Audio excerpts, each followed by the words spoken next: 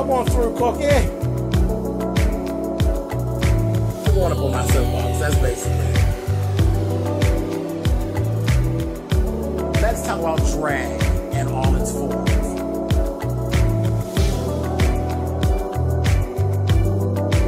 What,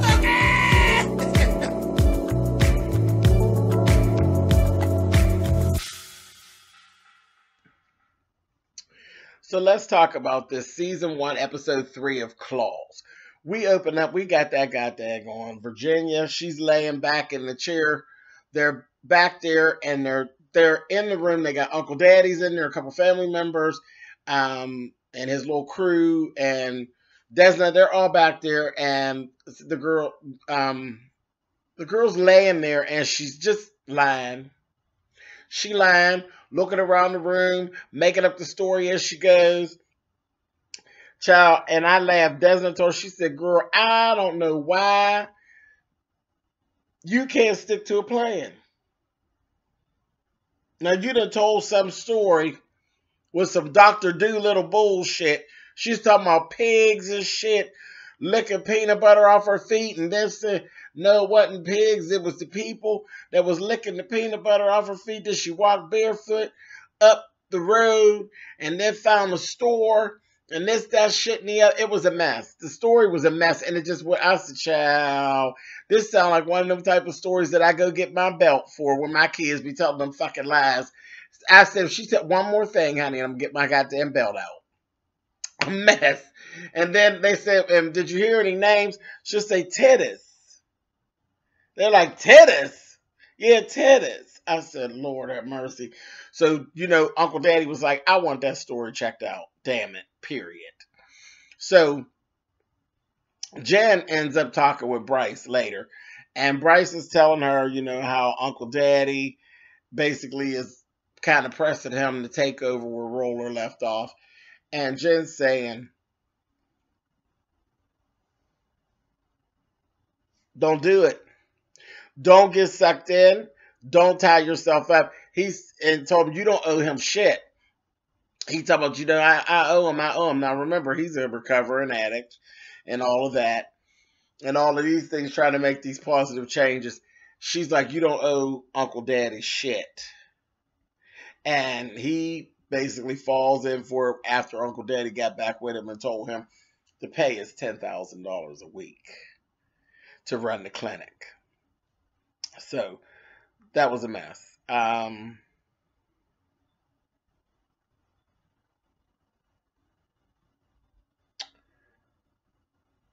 Then we had a detective. He's this crooked type of detective. Comes out, sees Desna, sees Virginia, talks to them, and he's basically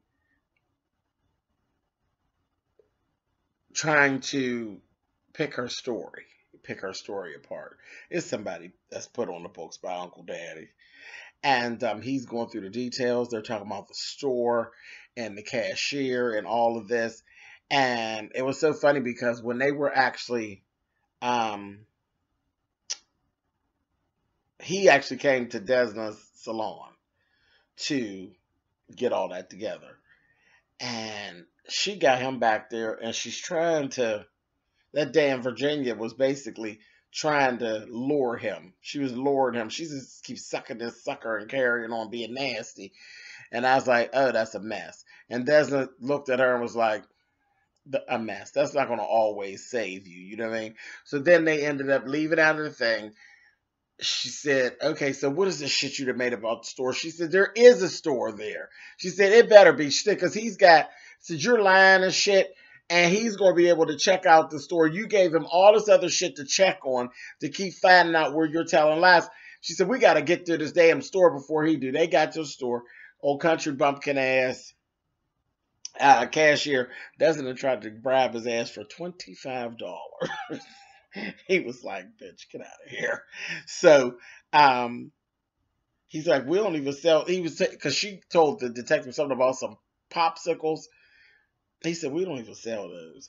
She gonna say, how about a BJ? Took him right on back of the back, baby, and sucked him off, that old little nasty Virginia.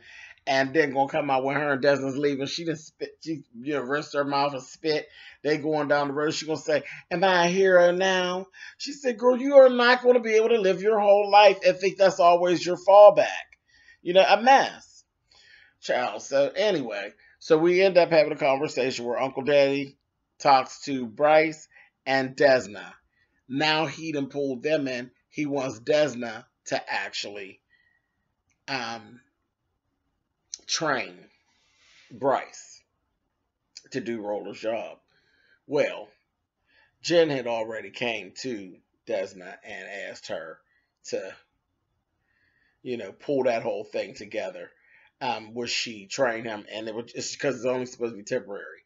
Desna told Uncle Daddy standing there, "This is only temporary, period." Okay? So, in the meantime, between time, Mandy, remember Mandy? Mandy's the banker chick and the realtor. She came through and told Desna, "I don't think we're going to be a good fit." So Desna said, "That's all right, I'm going to get this bitch." Because then she wasn't answering her phone. Des pulled up to this party that Mandy was having for her ritzy titsy feelings, honey. Ritzy titsy clients.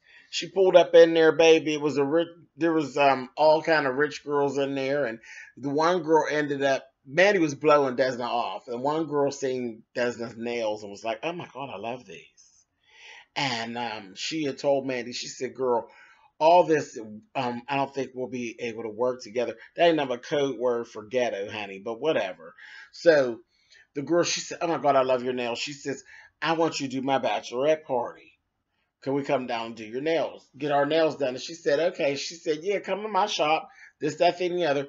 She says, "Are we going to be safe down there?" She'll say, "Girl, we got you, girl."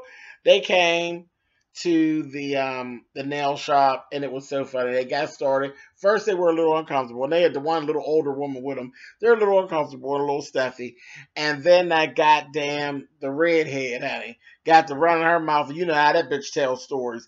She got to telling some stories, honey, and they was all in and drinking champagne. Before you knew anything, they was just as high as a Georgia pine, and had missed their reservation for their dinner because they were supposed to be going to dinner. They had missed the reservation for dinner, and they're like, "What are we going to do now?" Child. Desmond said, "I know just the place." And they went to a strip club and carried on. It was the very strip club that the last time where they were partying that New Year's Eve or whatever it was for the day that Roller was, up in there throwing that party. That was the last time they were there. Sade was partying down. And Mandy basically was won back over by Desna. She's like, "Girl, you're cool, and I believe in you. I believe in your vision. Look how you turned everything around, this, that, thing, and the other." Desna was like, "Good, good, good." Okay, so Bryce is down at the clinic, his first day at the clinic. Bryce is not cut out for this, okay? Bryce is too concerned with the bullshit. Some guy ends up having a seizure, whereas Roller would have walked right on out like, "Child, he on the floor," and what the fuck went out the door. Bryce is tending to him. In the meantime, there's a delivery has come, and they get everything. Everything was a mess. Like, everything was going on. When they get it all done and get everything all straightened up, the little doctor, the little nervous, crazy doctor, he said, "Who left that stock room door open?" Bryce. Baby, when they looked in there, it was ripped and stripped down. Stripped down. Next thing we see Uncle Daddy having a conversation. He got his little crew. He got Desna. And he has Bryce and Jen. And he tells them, he says, there was an $88,000 loss. This is ridiculous. He said, this shit would have never happened if Roller was here. He said, but that's okay, because you all are going to work it off. And Desmond's like, wait a minute, that's not fair. Like, this is all supposed to be this was supposed to be temporary. Some bullshit, but whatever. So they stuck, right? Later on, we found out Uncle Daddy set the whole thing up. The guy who had the seizure wasn't nothing but a fake. He's an actor. the delivery guy, all sent there. The people that caused all the commotion, all sent there by Uncle Daddy. He did that just to lock them in. He's a dirty son of a bitch. He really is. Dirty, dirty, dirty. And Jen, they don't really know exactly what had happened yet, but Jen made a statement. She said, this family is like quicksand. The more you struggle, the more they suck you in. And that's the truth. That's what I've actually seen of that family through this show. That family is a bitch. But that Uncle Daddy, he's something else. They killed the wrong one. But anyway, so the last thing we actually see is Desna. She's in the shower. You know, all that's pissed off about all that. She's in the shower.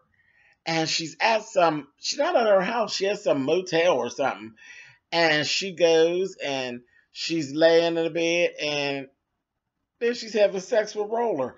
Talking about, I miss you too. So I'm kind of confused. Y'all tell me what y'all thought about that. Because I don't know whether it was true or was this a dream sequence. Was it that she just took a shower and she just went and, I don't know. Do you think that was a dream sequence, or do you think that actually Roller's not really dead and this is all a bigger plan? I don't know. They got me kind of like, I don't know what's going on here. But anyway, I'm still here for it. I like this show. So a couple twists and turns, and they simple, these ghetto ass folks. So, all right, guys, I'll talk to y'all later.